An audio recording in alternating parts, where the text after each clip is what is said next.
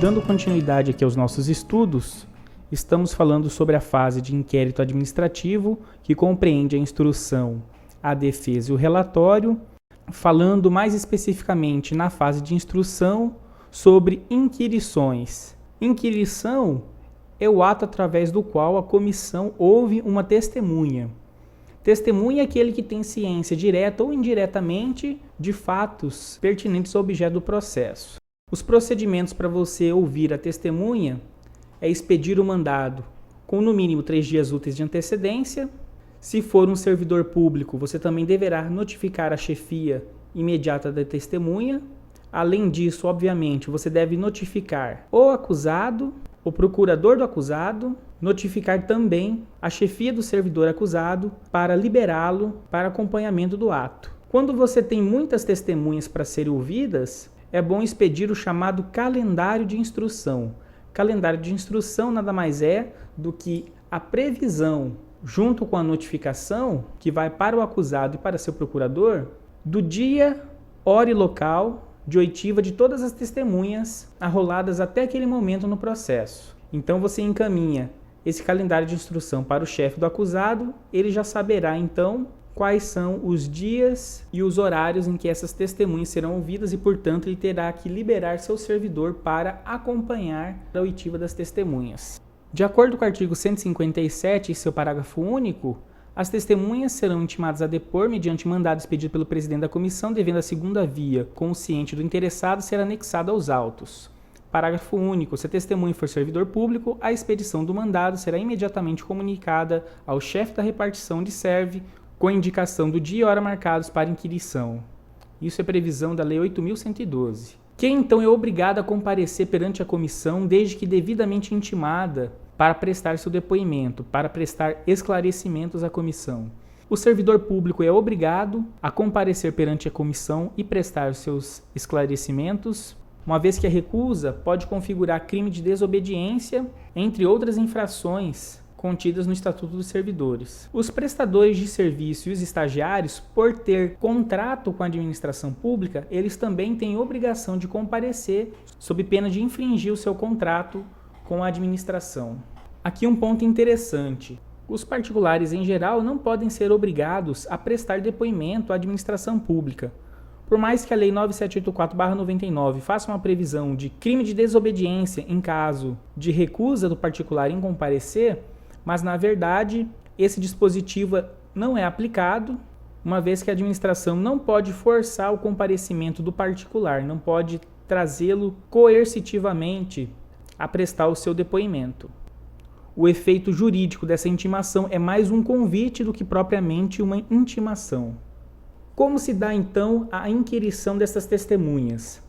É importante, nesse momento, que a comissão tenha lido detidamente os autos, verificado as informações que foram acrescentados ao longo da instrução probatória. É importante que a comissão esteja bem segura dos procedimentos a ser adotados durante a inquirição, porque na inquirição é um dos primeiros momentos em que você tem embate. Então, muitas vezes pode ter até um certo clima de animosidade no ar, mas a comissão, à medida que vai tendo experiência e segurança, consegue contornar esse tipo de situação. Procedimentos formais. O presidente da comissão apresenta os demais membros da comissão e informa a testemunha de que se trata de um processo administrativo regularmente formado e que ela estará ali para prestar informações que são importantes para a compreensão dos fatos. O secretário, então, irá solicitar documento oficial com foto da testemunha, fará a sua qualificação completa, ou seja, nome, endereço, telefones de contato. Aí no fórum de dúvidas você tem um modelo de termo de inquirição que vocês podem consultar. É exatamente esse mesmo modelo que a gente aplica em todos os processos administrativos. Feita então a qualificação completa da testemunha, caso estejam presentes o acusado e seu procurador, fazer o registro, compromissar a testemunha. A comissão pergunta à testemunha se ela tem amizade íntima ou inimizade capital ou algum outro fato que indique impedimento ou suspeição com relação ao acusado. Sendo negativa a resposta, ela é compromissada no sentido de que ela é advertida de que terá de falar a verdade sob pena de falso testemunho. Contradita é um instituto do Código de Processo Penal que é aproveitado por analogia ao processo administrativo disciplinar e que ele é suscitado quando o acusado ou o procurador do acusado afirma que a testemunha possui alguma característica que diminui o valor probatório dessa testemunha. Quem então não pode ser obrigado a depor? O único de fato não obrigado a depor é aquele que deve manter sigilo profissional, aquele que possui algum segredo obtido por meio do exercício da sua profissão e que foi a ele confidenciado sob a proteção do sigilo profissional. É o caso do médico, do psiquiatra, do psicólogo, do advogado, do membro de ordem religiosa a quem foi feita uma confissão. Todos esses profissionais, essas pessoas que tiveram conhecimento de fatos em razão da sua profissão, não podem ser obrigados a depor. Ao contrário, se esse profissional for arrolado pela defesa e a defesa autorizar o profissional a revelar os segredos que lhe foram confidenciados sob o manto protetor do sigilo profissional, ele poderá, se assim quiser, depor perante a comissão, mas só nesse caso excepcional. Em regra, está impedido de depor a comissão. Com exceção desses profissionais, existem outras figuras que, podendo depor a comissão, têm todavia o seu valor probatório diminuído. São os impedidos e os suspeitos. Nós já vimos isso na unidade 3, a respeito de quem são os impedidos e os suspeitos.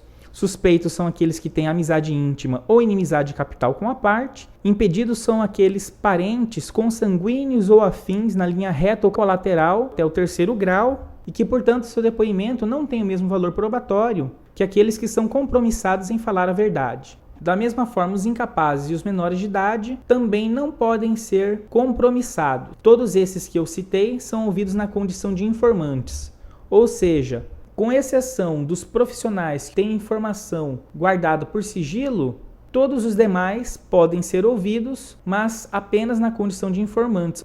Esse é o instituto da contradita, utilizado pela defesa para diminuir o valor probatório daquela testemunha que estará sendo ouvida.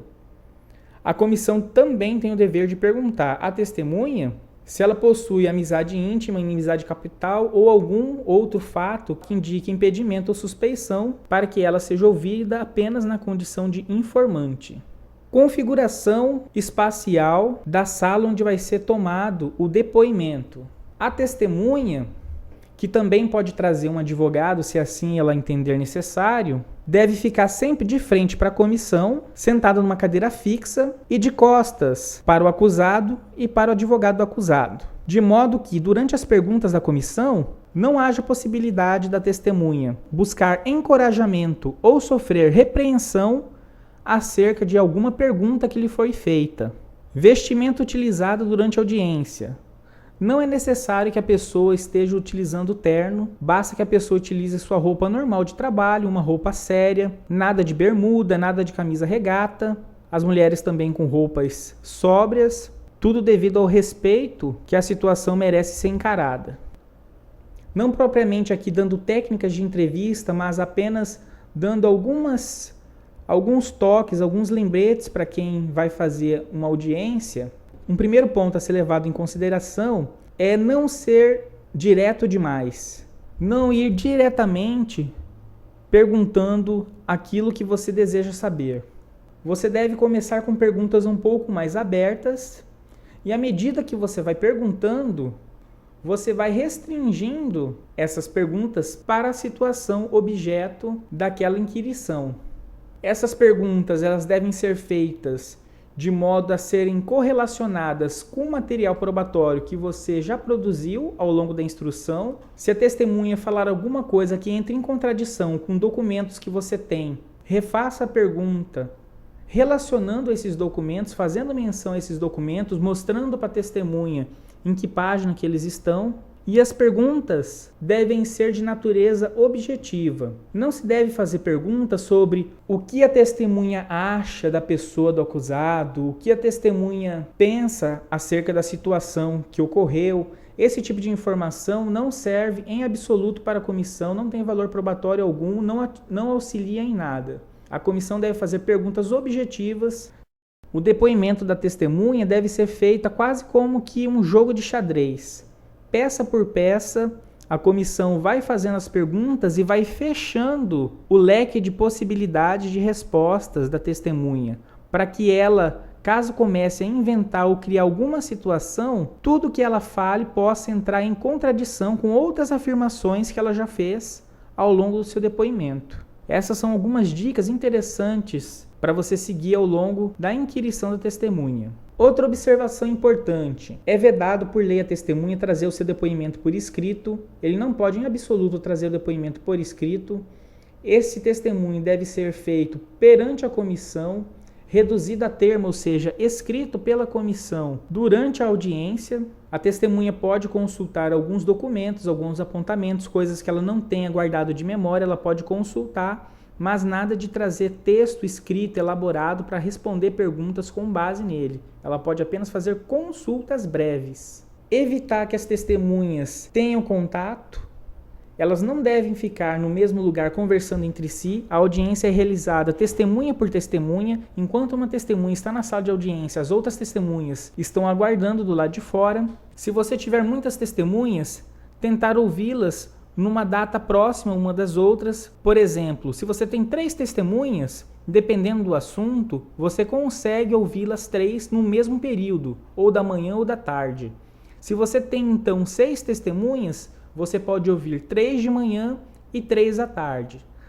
O advogado do acusado pode fazer perguntas sempre ao final. A última palavra tem que ser do acusado. Então, ao final do interrogatório, a comissão, não tendo mais perguntas, passa a palavra para o advogado do acusado, ou, se ele não tiver com um advogado, com um procurador, passa a palavra para o próprio acusado e ele vai fazer perguntas à testemunha. Ele faz as perguntas, a comissão, através do seu secretário, vai registrar em ata as perguntas feitas, tendo pertinência com o objeto do processo, elas serão deferidas e então o presidente autorizará a testemunha que responda às perguntas feitas pelo acusado. Cópia dos depoimentos. Na sindicância investigativa, ninguém tem direito à cópia de nada. É um procedimento sigiloso. Aqui no PAD, todavia, o acusado tem direito à cópia de todos os autos do processo e de todos os depoimentos que foram feitos. Até a própria testemunha tem direito à cópia do depoimento que ela fez.